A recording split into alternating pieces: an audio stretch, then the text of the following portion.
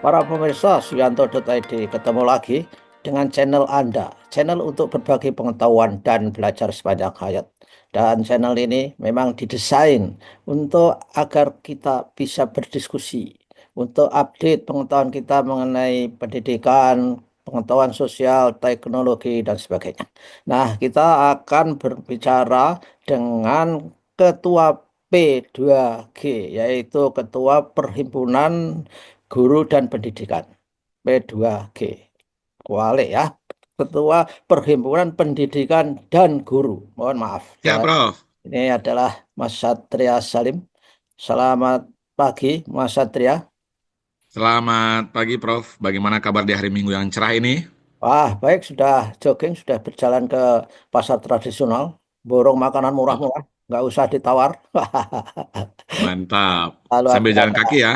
ya, betul, sambil jogging. Nah, saudara, Mas Satria Salim ini sangat intens untuk membela guru, membela pendidikan, membela praktek-praktek yang harus dilakukan guru sehingga guru terberdayakan. Dan kita memiliki hot issues dalam bidang yang terkait guru dan Mas Satria. Kita kan Ya. baru saja saya mendapat share mengenai hot news yang panjenengan yang share. Kemudian saya lihat ternyata ada lulusan SMA yang ada di Kalimantan sana menjelek-jelekan, membuat apa ucapan ejaran yang mengatakan bahwa guru mereka itu jahat dan semua guru adalah jahat dalam menghadapi muridnya. Ini gimana, Mas? Ya, makasih, Prof. Yanto. Yang pertama, tentu kita sangat menyesalkan ya, sangat mengecam gitu. Ada konten-konten kreator yang justru kontennya itu eh, adalah bernada berisi ujaran kebencian Ya, kepada profesi seperti profesi guru gitu ya, termasuk kepada penyelenggaraan pendidikan yaitu sekolah. Nah, kalau kita lihat yang Prof Yanto tadi sampaikan di TikTok gitu itu memang viewersnya sangat sangat banyak ya, jutaan gitu. Nah, yang lagi rame itu bagaimana yang bersangkutan itu menghina profesi guru gitu ya. ya, Dianggap guru itu dituding guru itu korupsi, dituding dia itu kaya, apa namanya membangun rumah gitu. Kemudian dari harta yang tidak halal kira-kira begitu gitu. Nah, ini saya pikir bukan lagi atau tidak bisa berlindung di bawah atas nama freedom of speech ya. ya. Memang kebebasan berpendapat, kebebasan apa namanya menyatakan pikiran itu dijamin oleh konstitusi kita, oleh Undang-Undang Dasar 1945. Tetapi kalau kontennya sudah berupa apa namanya permusuhan atau menyerang martabat ya profesi seperti profesi guru gitu ya, apalagi bernada fitnah, kemudian memukul rata bahwa semua guru itu tidak bersih, kemudian apa namanya mencurigai hartanya, kekayaannya dan seterusnya gitu ya dari yang tidak halal gitu. Saya pikir ini sudah betul-betul kiamat ya pendidikan kita ya. Kalau eh, ada gitu ya, apa ketika ada anak atau ini mungkin anak bukan anak lagi ya. Saya cross check ke beberapa teman di Kalimantan itu ternyata yang bersangkutan ini konten kreator alumni SMA ya Ya, di betul. Kalimantan gitu ya. Nah, jadi ya kira-kira mungkin baru lulus apa namanya SMA-nya 3-4 tahun yang lalu ya berarti mungkin asumsinya sekarang ini dia kuliah.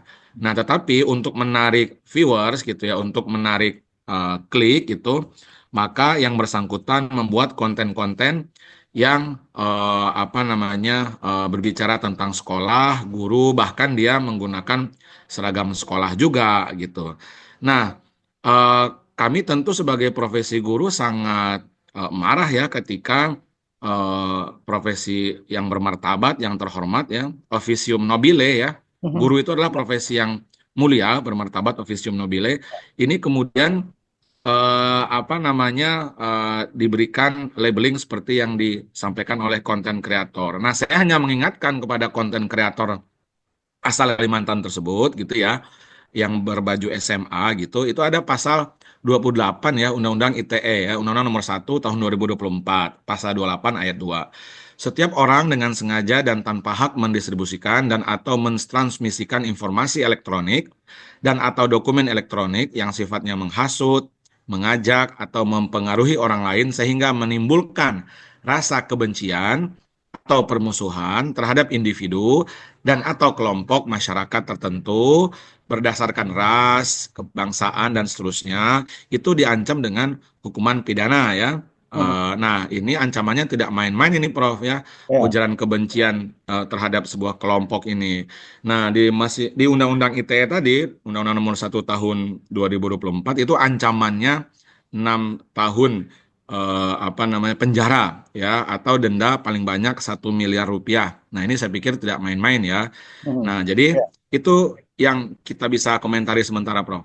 Ya, saya kira memang keterlaluan. Saya melihat bahwa dia mengatakan bahwa semua guru adalah jahat dan Betul. koruptor, dan dia mengatakan suruh ikut konten dia akan membeberkan bagaimana kejahatan-kejahatan alma maternya, sekolah yang dia pernah berada di situ. Nah, ini saya kira P2G itu juga perlu kampanye, Mas, ini, karena kalau hal-hal yang seperti itu tidak diimbangi, maka akan terjadi apa yang disebut dengan prinsip post-truth itu. Jadi barang yang salah pun kalau diunggah, didengung-dengungkan setiap saat, itu menjadi kebenaran terhadap kelompok tertentu. Nah, ini yang saya kira sangat parah. Dan kira-kira P2G, apakah akan ada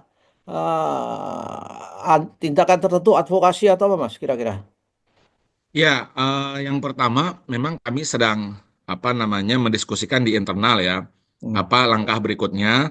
Kalau di grup-grup itu cukup banyak komentar ya di grup lintas organisasi guru itu. Oh ya, ini organisasi guru harus bersuara katanya kan PGRI, IGI, P2G dan seterusnya gitu. Karena konten kreator tadi itu sudah membuat kita resah, apalagi viewersnya ini loh Prof, nggak tanggung-tanggung kan, bukan Ya. bukan 100 200 tapi ratusan ribu bahkan jutaan gitu. Ya. Nah, ini memang harus diberikan efek jerah ya kepada yang bersangkutan gitu. Nah, mungkin awalan kita akan coba dulu ya mendapatkan akses kontak atau email yang bersangkutan ya supaya apa namanya men-take down gitu ya khusus yang terkait dengan guru. Walaupun kalau kita lihat semua apa namanya postingannya dia gitu itu semuanya berisi tentang ujaran kebencian ke sekolah gitu ya, Hmm. ke Ya. SMA-nya mungkin gitu ya. Kemudian tentang cerita-cerita apa namanya yang negatif gitu dari sekolahnya dia gitu. Saya nggak tahu juga bagaimana perasaan sekolah di daerahnya gitu ya, atau dinas pendidikannya juga seperti apa, atau mungkin organisasi profesi yang ada di situ, apakah PGRI atau IGI. Apakah melakukan somasi misalnya dan seterusnya. Ini saya pikir harus ditindaklanjuti, Prof, gitu, Ya, oleh ya, ya. lintas organisasi profesi. Ya, saya kepo juga ya. Saya ingin masuk ke media sosial dia. Tapi saya nggak punya akunnya ya. Saya nggak tahu. TikTok. Ya, oh, TikTok dia ya.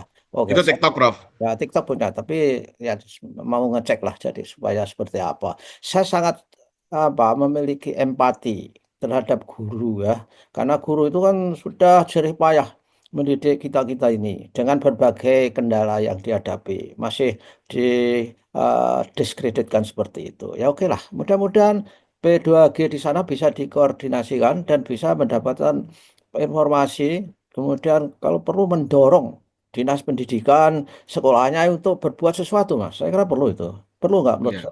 sampean? Ya, saya pikir perlu, Prof. Apa namanya? Karena ini bukan anak lagi, saya rasa. Jadi tidak ada lagi undang-undang perlindungan anak gitu. Meskipun anak, ini juga kita harus menyampaikan ya edukasi hukum. Meskipun anak misalnya menyampaikan pendapat gitu ya. Tetapi kalau pendapatnya itu berisi ujaran kebencian, kemudian permusuhan kepada kelompok tertentu, kepada suku, agama, ras, antar golongan gitu. Itu juga dapat dipidana meskipun anak gitu ya. Di dalam konvensi anak PBB pun dijelaskan ya di pasal 13 bahwa memang kebebasan anak menyampaikan pendapat tetapi harus diikat oleh undang-undang peraturan, dibatasi oleh undang-undang gitu kan. Jadi baik anak apalagi orang dewasa saya pikir tidak boleh menyampaikan ujaran kebencian apalagi kepada profesi terhormat, officium nobile, guru tadi, termasuk dosen gitu saya kira. Karena tanpa guru, tanpa dosen kita tidak akan bisa mendapatkan ilmu pengetahuan. Nah ini saya pikir harus diseriusi, bukan hanya P2G, Ya, ini ya, harus ya. menjadi perhatian bersama lintas organisasi profesi gitu. Karena yang dihina bukan P2G, yang Hmm. dihina adalah guru yang mana jumlahnya 3,3 juta guru secara nasional yang ada di sekolah maupun madrasah yang tersebar di 38 provinsi, ya kan, yang tersebar di 500 lebih kota kabupaten. Saya pikir ini harus menjadi perhatian bersama gitu ya, dan harus ditindaklanjuti apakah somasi, bahkan kalau perlu juga bisa secara pidana saya rasa ya gitu.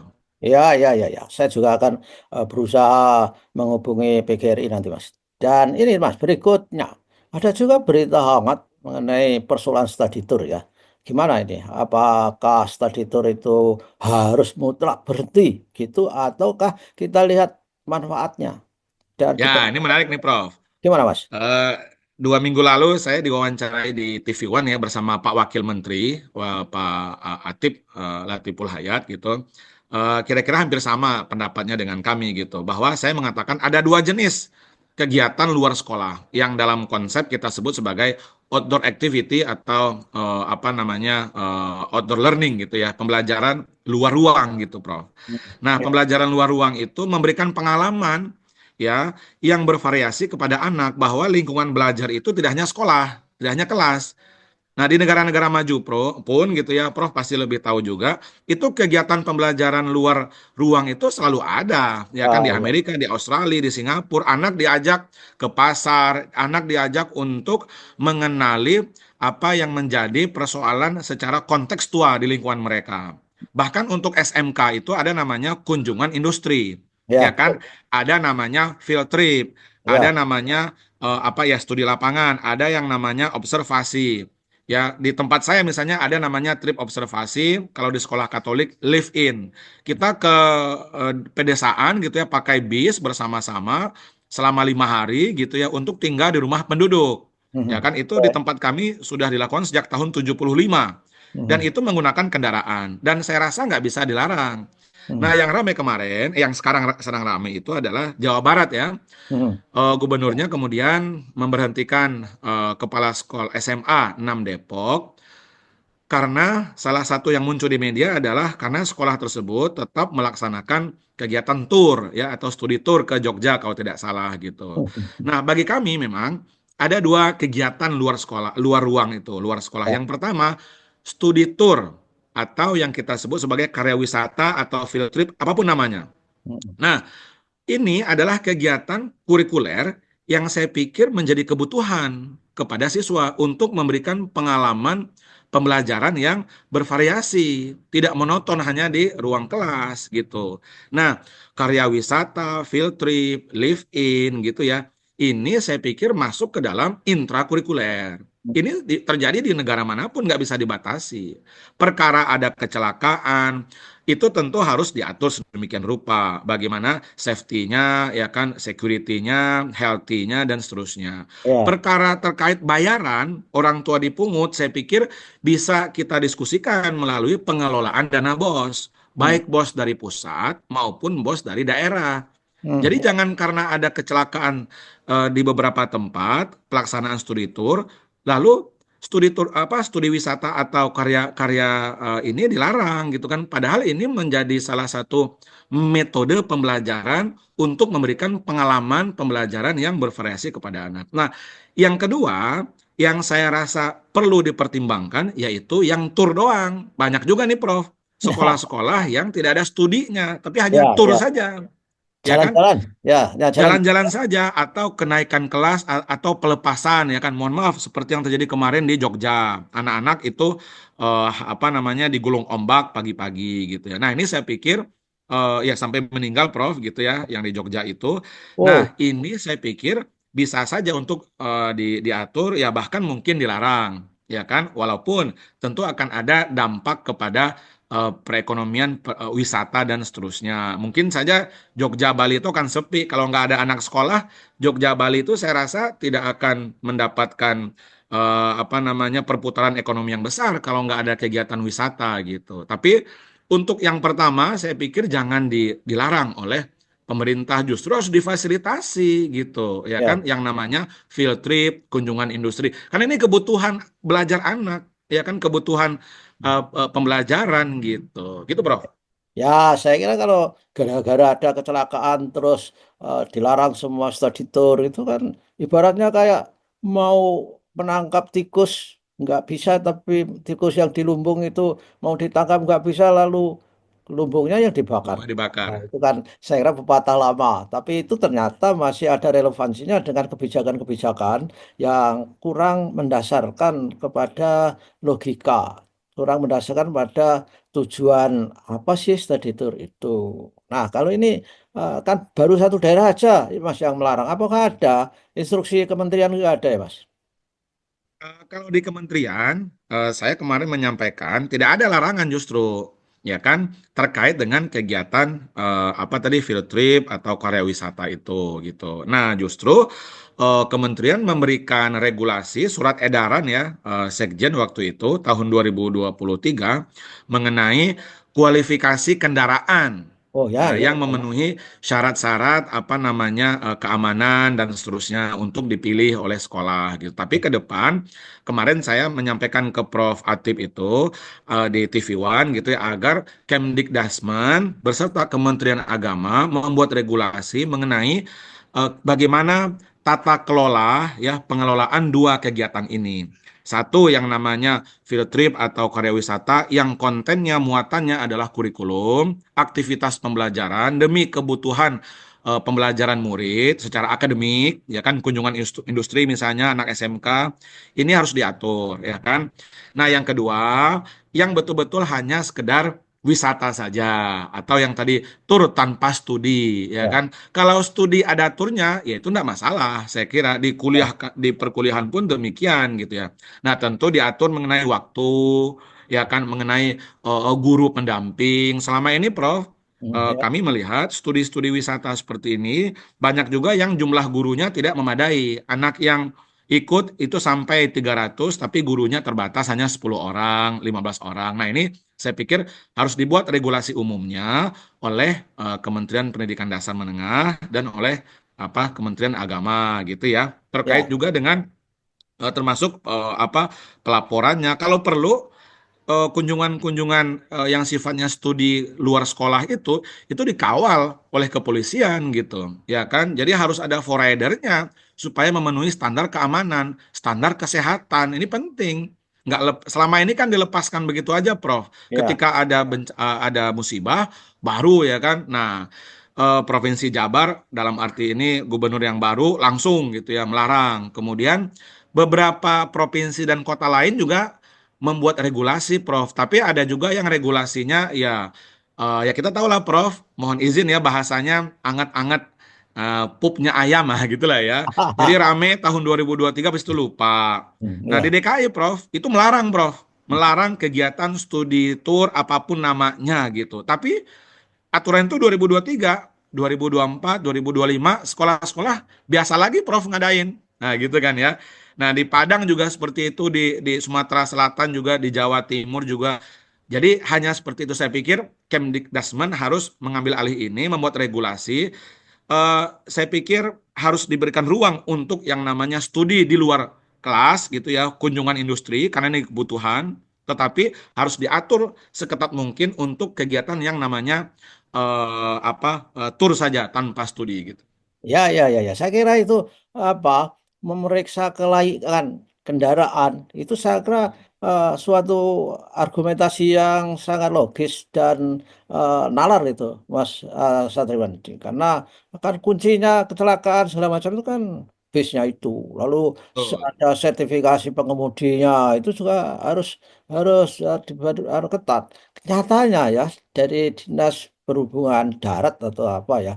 Dulu ketika di Jogja ada peristiwa anak meninggal sampai satu bis di Jawa Timur ketika bisnya kebakaran, tapi tidak ada cara untuk keluar dari bis karena kacanya itu rapet. Sehingga akhirnya sekarang kan bis-bis itu sekarang dikasih palu, Mas ya. Jadi untuk Ya, pecah betul. kaca itu kan hasil belajar ya dari situ.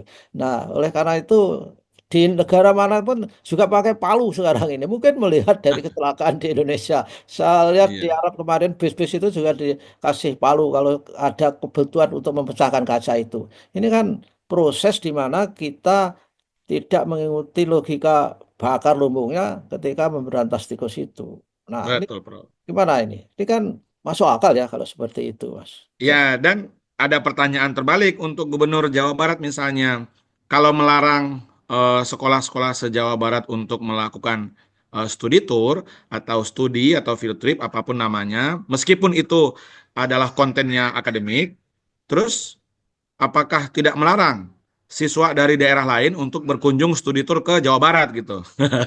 Ada pertanyaan begitu juga kan? Mau Ya, konsisten mestinya melarang juga tuh gitu ya. Tetapi ya, saya pikir ini emosional ya sesaat gitu ya.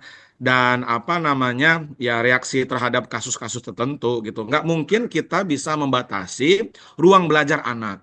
ya betul. Justru itu akan memperkecil kesempatan anak ya kan untuk mengembangkan wawasan pengetahuannya. Kalau hanya belajar di kelas ya Ya, kan ya, di ruang sekolah ya ya. kan saya membawa anak itu ke pedalaman di Subang, padahal sekolah saya di Jakarta ya, kemudian Hmm. di Garut, di Tasikmalaya, di Karawang gitu, Prof. Ya kan, dan Ya. itu pakai bis. Dan Heeh. kita apa namanya tadi ada apa kualifikasi keamanannya, kesehatannya, Ya, transportasinya gitu, Prof. ya. Bahkan ada forrider. Saya pikir sekolah-sekolah negeri juga bisa, kan ada dana BOS gitu. Jadi jangan hambat anak untuk apa namanya mengembangkan Hmm. apa proses pembelajarannya gitu untuk hanya di dalam kelas saja. Ya, saya kira dulu pernah saya dengar di Jogja itu ada pariwisata yang berbasis pertanian. Itu juga laris, Mas. Jadi anak-anak kota itu pengen mencoba bagaimana terjun di sawah menanam padi di gelepotan lumpur-lumpur itu. Jadi Itu kan datang dari kota ke ya, apa ya, daerah tadi gitu, Prof ya. iya dan Kan mereka nggak mungkin dilarang, Prof gitu. ya, Nggak mungkin kan dilarang kan. nggak mungkin dan itu excited anak-anak bisa membayangkan Betul. betapa sulitnya menanam padi itu untuk menghasilkan produk padi itu. Dan ini Prof bagi saya juga sangat relevan dengan pendekatan yang ya Prof kembangkan bersama Prof Yuli, Pak Menteri gitu ya, yang Hmm. namanya meaningful learning gitu. Jadi Ya, pembelajaran itu sangat kontekstual sesuai dengan kebutuhan anak, dunia sekitar anak gitu kan ya, hmm, dan tidak hanya sekedar yang mengabstraksikan sesuatu, berpikir di awang-awang, tapi betul-betul kontekstual. ya, Oh, berbicara mengenai apa namanya pasar gitu ya. Ya betul kita ajak ke pasar. Mengenai belajar tentang masyarakat tradisional kita ajak ke komunitas-komunitas ya, masyarakat adat gitu kan ya dialog di sana bagaimana mereka memunculkan toleransi, solidaritas gitu ya, menghargai kearifan lokal gitu. Nah, saya pikir itu pengalaman belajar yang sangat iya, iya, betul. berharga gitu ya, sangat meaningful dan mindful gitu. Dan Ya, ada joyfulnya juga. ya, pastilah, so pasti. Dan Mas, di kampus kami, di Universitas Negeri Jakarta, setiap hari itu kedatangan bus dari luar daerah itu ada 15 bus berderet-deret tuh. Nah, itu kan fitur yang baik ketika di kampus itu diajak ke digital library, diajak ke apa museum pendidikan, diberitahu programnya apa saja di Universitas Negeri Jakarta itu kan membangun inspirasi anak-anak untuk apa Betul. meluncurkan kemana dan sebagainya. Ya oke lah Mas. Siap, Prof. Saya kira ini apa suatu hal yang harus diketahui dan oleh masyarakat dan orang tua. Mudah-mudahan kita ketemu lagi Mas untuk memberikan advokasi kepada dunia pendidikan yang memerlukan. Terima kasih Mas. Assalamualaikum Prof. warahmatullahi wabarakatuh. Waalaikumsalam.